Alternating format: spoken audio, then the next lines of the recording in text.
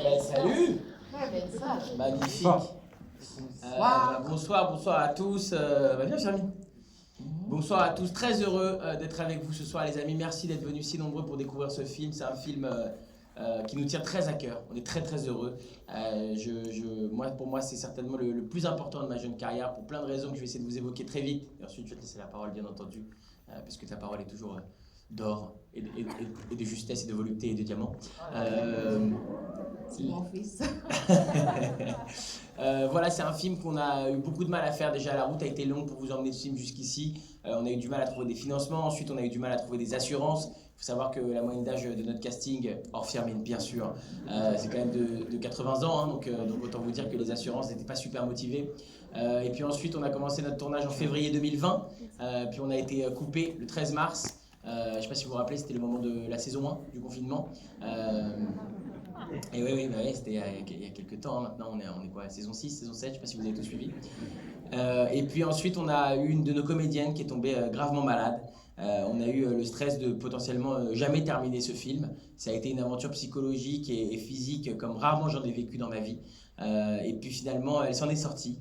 Après être entrée en réanimation et dans le coma, elle s'en est sortie. Et on a pu reprendre ce tournage en juillet 2020 et enfin terminer de raconter cette histoire. C'est une histoire qui me tient particulièrement à cœur. Moi, j'ai été en grande partie élevé par mes grands-parents.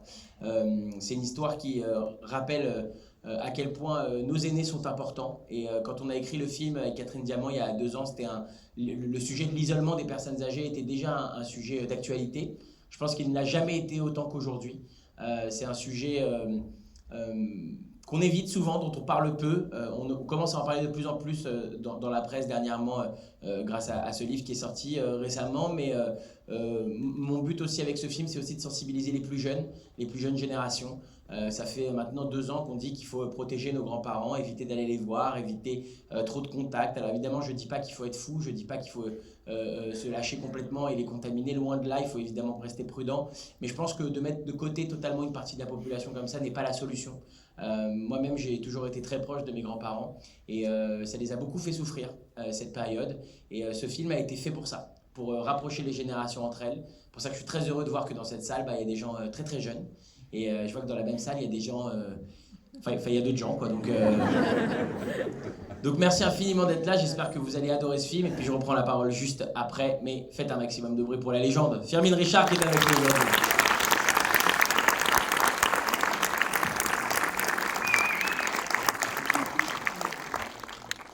Bonsoir. Je suis ravie vraiment de me retrouver là. Et c'est vrai que j'ai vraiment pris du plaisir à faire ce film. Déjà, me retrouver avec ce casting. Parce que moi, je n'avais pas... Bon, j'ai admiré Mylène de Mongeau, Liliane Rouvert, tous ces gens. Je ne pensais pas me retrouver à travailler avec eux. Et c'était vraiment un plaisir, un grand plaisir pour moi. C'est très admiratif de ces gens. Et me retrouver sur le même plateau, c'était extraordinaire. Le film s'est très bien passé et c'est vrai que ce personnage-là que je fais, c'est un personnage, un rôle qui a été écrit pour moi, sur mesure, je dirais. Donc, une antillaise, comme vous verrez. Hein. Donc, j'étais ravie de le faire. Voilà. Et pour ces raisons aussi, parce que moi, je me suis occupée de ma mère, j'ai refusé de la mettre en maison de retraite. Ça m'a été reproché par les neveux de mon beau-père, mais moi je disais, c'est pas dans ma culture de mettre ma mère, nos parents en maison de retraite. Ma grand-mère, mon aïeule est morte chez elle, elle avait 97 ans, j'avais 12 ans. Ma grande-tante aussi est morte chez elle, donc la maison de retraite, c'était pas pour nous, c'est pas dans la culture. Maintenant, aux Antilles, ça se fait. Mais à l'époque, c'est vrai, nous n'en avions même pas tellement, nous n'en avions qu'une, on appelle ça hospice. On n'en avait qu'un et les gens mouraient chez eux. Donc, voilà, pour toutes ces raisons, j'ai vraiment aimé faire ce film.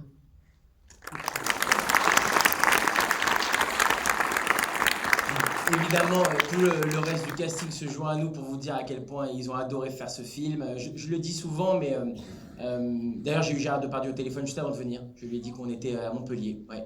Ce à quoi il a répondu qu'est-ce que j'en ai à foutre. Donc voilà. Je pense que c'est sa manière à lui de vous dire bonjour, bien entendu. Je le dis souvent, mais ce film a été fait dans une énergie particulière, évidemment à cause du Covid, mais pas seulement. Je pense que quand vous faites un film à un âge avancé, je vais prendre pour exemple, puisqu'il faut préciser que Firmin est la plus jeune de notre casting, de nos personnes âgées, mais Daniel Prévost qui a 83 ans, Liliane Rover qui en a 87, ou Marthe Villalonga qui en a 85. Quand vous faites un film à cet âge-là, vous ne le faites pas pour obtenir une couverture de magazine ou pour un plan de carrière, vous le faites parce que vous avez envie de défendre cette histoire. Et c'est ce que j'ai ressenti profondément sur ce plateau. Peut-être pour une des premières fois de ma vie, j'ai ressenti qu'il y avait une énergie de c'est important pour nous de raconter cette histoire. C'est important pour les gens que cette histoire existe, pour les plus jeunes bien sûr, mais aussi pour les plus âgés. Et vous allez le ressentir dans le film, c'est une comédie évidemment, normalement vous allez vous marrer si on a bien fait notre job, mais j'espère que vous allez repartir aussi avec un petit bagage supplémentaire qui rappelle l'importance de ces gens-là, qui rappelle cette phrase que j'adore dans le film qui dit « Dans chaque vieux, il y a un jeune qui se demande ce qui s'est passé ».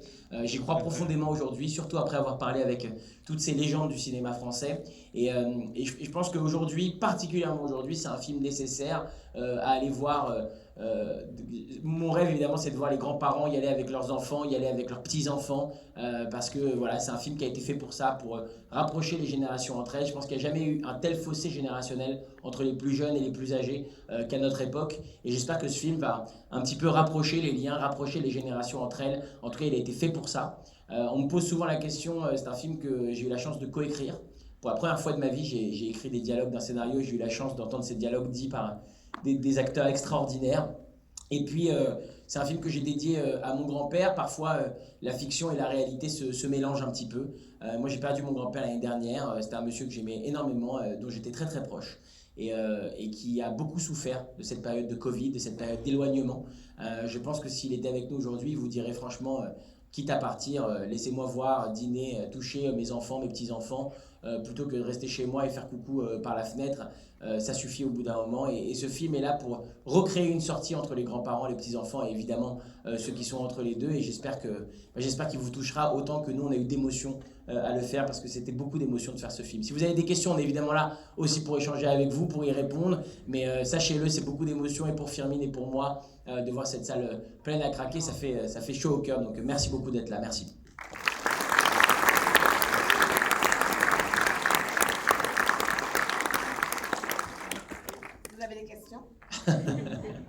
Voilà, il y a des mains qui se lèvent. Alors, est-ce qu'on prend les questions comme ça, on leur donne un micro ou on fait comment? Allez, on leur donne un micro, on est des foufous.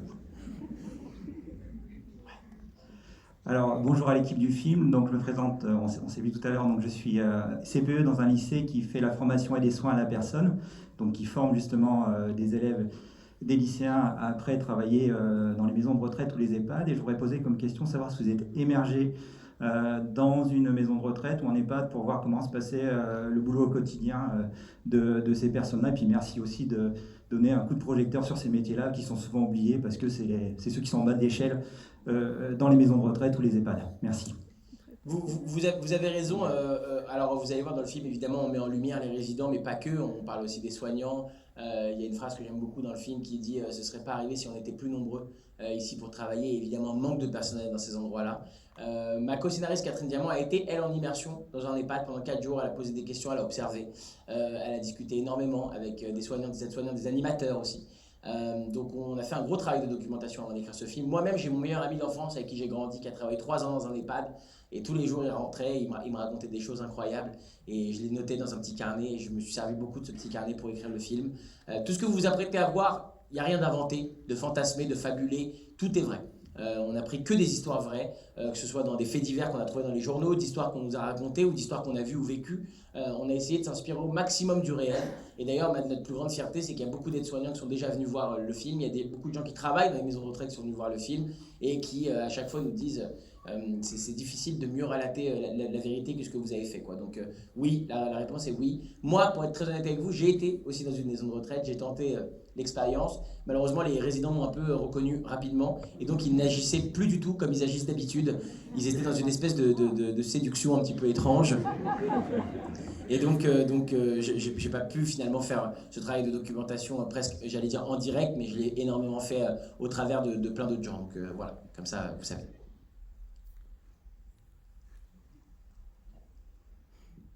J'ai l'impression que j'ai dit un truc qu'il fallait pas dire du tout.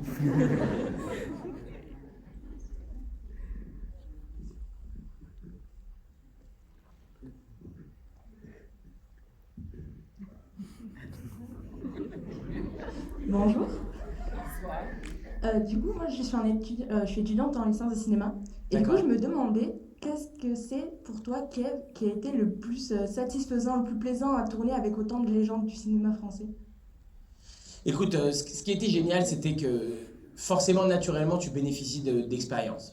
Je pense que peu importe le métier que tu fais, quand tu as la chance de faire ce métier avec des gens qui ont plus d'expérience que toi, bah, si tu écoutes un peu, si tu as un petit peu d'attention, si tu ouvres un peu ton esprit, tu apprends énormément.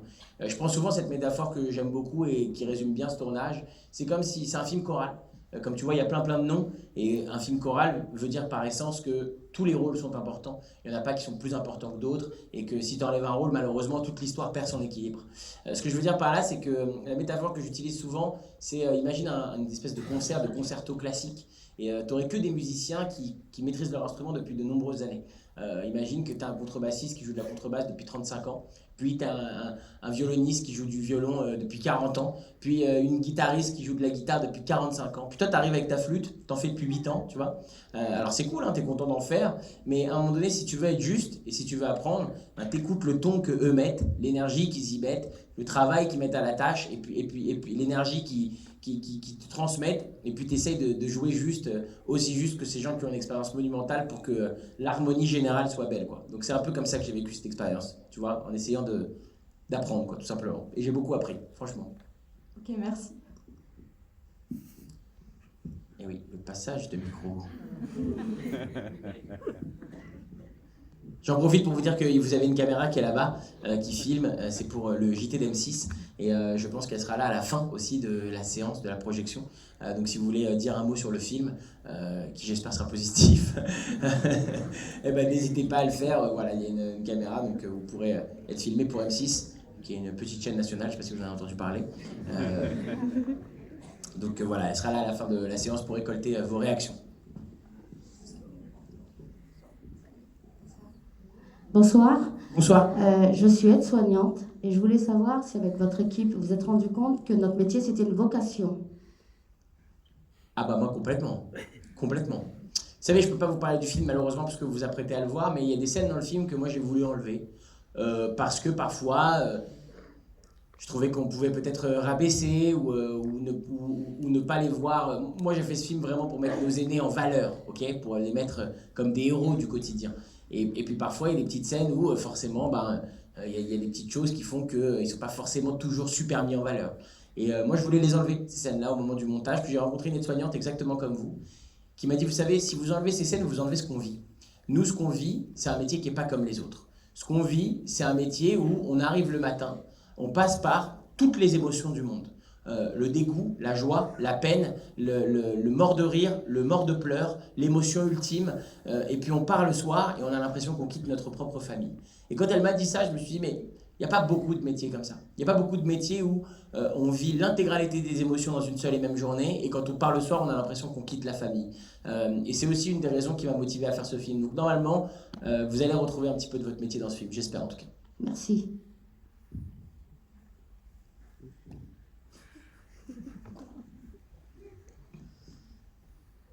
Tout devant, pas évident, pas évident. Sinon, c'est pas drôle. Il n'y a pas une petite question intermédiaire? Non. Tous les gens sont là, non, c'est tout devant. Ça se passe tout devant. C'est très studieuse. Bah déjà, bonsoir. Bonsoir. J'aimerais savoir, en ayant vu tous tes spectacles, tous tes films, j'aimerais savoir si un jour ça te viendra à l'esprit de toi-même écrire ton film, le réaliser, quelque chose comme ça. Bah celui-là, je l'ai coécrit. Je suis très heureux de l'avoir coécrit parce que je pense que c'est important d'écrire avec des gens qui ont déjà de l'expérience en tant que scénariste et de ne pas se lancer comme ça à l'arrache. Et puis, ouais, j'ai adoré coécrire ce film. Réaliser, c'est encore un autre métier. Je pense que ça demande beaucoup d'expérience. Je ne suis pas sûr de le faire tout de suite.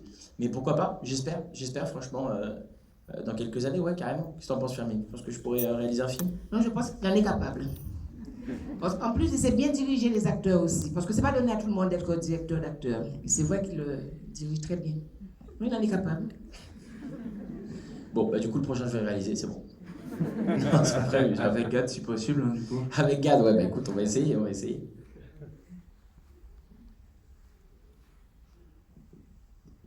Bonsoir. Bonsoir. Moi, je voulais demander Bonsoir. si si quand vous avez écrit le film, vous êtes dit tel rôle il sera pour telle personne si Firmin a trouvé que tu étais bien dans ton rôle, si tu te sentais à l'aise et si ça t'avait plu en fait de tourner ce rôle-là en fait dans ce film-là. Moi, ça a été un rôle écrit pour moi. Donc, jouer une antillaise que je suis, c'était pas jouer. J'étais l'antillaise de service que j'assume et c'était un très beau rôle. Vous allez le voir, c'est un très beau personnage. Et puis pas que, il y a tout un message sur l'écologie. Parce qu'en fait, tous les personnages, il y a la solitude effectivement des personnes dans ces EHPAD. Il y a cette solitude qui est là. Et donc, Fleurette, que je joue, à sa solitude, elle est trop ravie de parler de son pays. Donc, et c'est la solitude de tout le monde. Moi, je suis restée, malgré toutes les années que j'aurais passées en France, je suis restée à vivre à la mode antillaise. Donc, je ne parle que des Antilles, je vis à leur antillaise. Et j'ai adoré faire cela. Vraiment. Une fois que je trouvais quelqu'un à qui parler de mon pays, donc je m'en donnais à cœur joie. Et vous le découvrirez. Vous allez le découvrir dans un instant. Et puis, écoute, tous les personnages que tu vois derrière moi, quasi tous, à une exception près, et on va voir si tu le devines, à une exception près, ils ont tous été écrits pour eux. Il n'y a aucun acteur qui est là par hasard. Ils ont tous été écrits en pensant à eux, pour eux, avec leurs caractéristiques à chacun. Tu vas voir que dans le film, chaque personnage a finalement un petit peu son fer de lance, un sujet qu'il défend particulièrement. Et ils ont tous été écrits pour eux parce que moi, je suis fan de tous ces gens-là pour plein de raisons différentes. À une exception près. Et je pense que ça va te surprendre, c'est Gérard Depardieu. Gérard Depardieu, c'était pas le premier choix pour le rôle de Lino, que tu vas voir dans un instant. Le premier choix pour le rôle de Lino, je suis pas sûr que Firmin le sache d'ailleurs, c'était Jean-Paul Belmondo. Et c'était quand on a fini d'écrire ce film il y a 2 ans, j'ai été le voir dans le sud de la France. Je lui ai donné le scénario et je lui ai dit, Jean-Paul, j'adorerais que tu fasses cette espèce de patriarche de la maison de retraite. Et puis il a pris le scénario, il m'a dit qu'il le lirait avec grand plaisir. Et puis il m'a rappelé 3 semaines après. Il m'a dit, je suis à Paris, voyons-nous. J'ai été le voir dans un restaurant à Paris. Et puis il m'a dit, écoute, je ne vais pas faire le film. Je suis âgé, j'ai pas envie que les gens me voient comme ça. Je préfère qu'on garde l'image du magnifique. Ce que je lui ai dit évidemment que je comprenais totalement, mais que c'était déjà un honneur qu'il ait lu mon script. Et puis il m'a dit, regarde-moi dans les yeux. J'ai regardé dans les yeux. Et puis il m'a dit, est-ce que c'est vraiment toi qui as écrit cette histoire? Donc je lui ai dit, bah ouais, c'est moi qui ai écrit cette histoire. Il m'a dit, si c'est vraiment toi qui as écrit cette histoire, t'es un bon gamin. Et moi, on m'avait jamais fait ce compliment, je t'avoue. Donc j'étais un petit peu choqué, tu vois, je suis reparti sur mon scooter, je réfléchissais, je me disais, ah, bon gamin et tout, c'est cool quand même, c'est gentil, de la part d'une légende comme ça et tout. Et du coup, j'ai raconté cette histoire à Gérard Depardieu. Quand il a repris le rôle, je lui ai raconté l'histoire, quoi, tu vois. Et du coup, tu verras dans le film, il y a plein de moments où le personnage de Gérard Depardieu parle de mon personnage en disant, c'est un bon gamin. Et c'est un clin d'œil caché à Jean-Paul Belmondo. Comme ça, tu sais.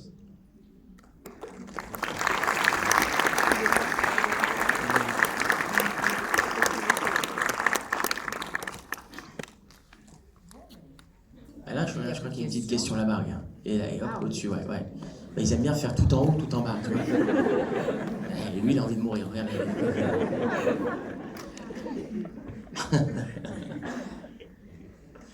Alors, on va faire les 2 dernières, de toute façon, là, on va faire les 2 dernières questions. Parce que les gens trépignent, ils ont envie de voir le film aussi, je pense. Bah oui.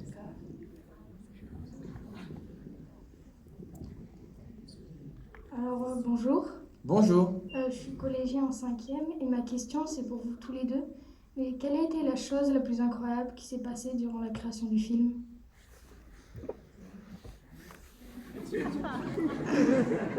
Non, mais ça a été juste la coupure, le confinement. Et ce qui était extraordinaire, c'est la joie que nous avons eue après de nous retrouver. C'est vrai, c'est comme s'il y avait un début, un avant et un après confinement. Quand on s'est retrouvés, on était tellement contents de se retrouver tous là. Et en plus, on s'est retrouvés à travailler. On a commencé au mois de novembre. De mars. Et on a fait... Non, je veux dire, il faisait frais. Il faisait un peu froid quand on a commencé à travailler. Et on a fini au mois de juin, il faisait beau. Nous étions dans le jardin, nous étions vraiment contents de nous retrouver, effectivement, dehors, au soleil, à finir le film. Voilà. Exact. Pareil, c'est particulier un tournage qui se coupe en plein milieu. C'est d'autant plus particulier quand on t'appelle en plein milieu et qu'on te dit peut-être vous n'allez pas pouvoir finir ce film. ça te rappelle la chance qu'on a. La chance qu'on a d'être en vie déjà, la chance qu'on a de pouvoir faire ce métier, et puis la chance qu'on a de pouvoir raconter cette histoire. Donc ouais, quand on est revenu sur le plateau, il y avait cette joie incroyable de pouvoir finir de raconter ce film, cette histoire, de pouvoir aller au bout, parce que pendant un moment, on a vraiment cru qu'on ne pourrait pas aller au bout. Et c'est vrai que c'est assez incroyable pour un film, pour un tournage de film. En général, tu t'engages et puis tu vas jusqu'au bout, et puis cette fois-ci, ce n'était pas le cas, quoi. Donc ouais, beaucoup de joie quand on a repris le tournage, complètement.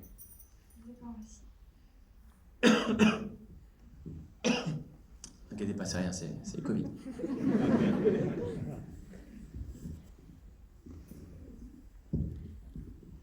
Bonsoir. Bonsoir. Est-ce qu'il y aura une suite à ce film? Tout à fait, ça s'appellera Maison de retraite.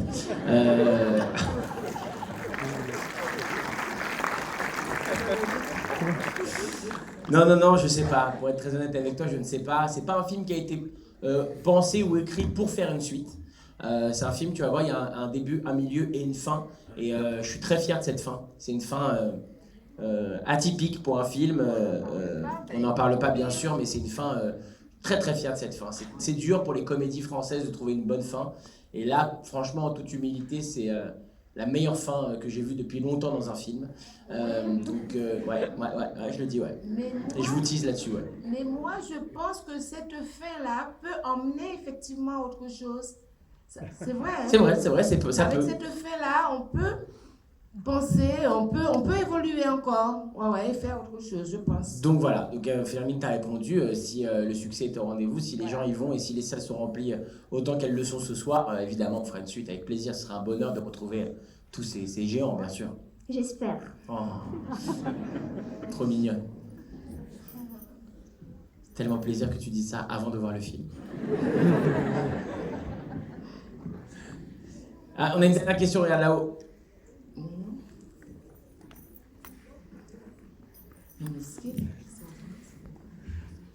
Ouais, c'est génial. Ouais. Test 1, 2, 1, 2, ça marche, nickel. Alors déjà, bonsoir à vous. Bonsoir. Alors je vais juste vous poser une question qui n'a rien à voir avec le film, parce que bon, on en parle depuis tout à l'heure, je pense que ça sert à rien de spoiler. Et vous avez hâte de le voir. Exactement. Et en effet, effectivement, c'est ça.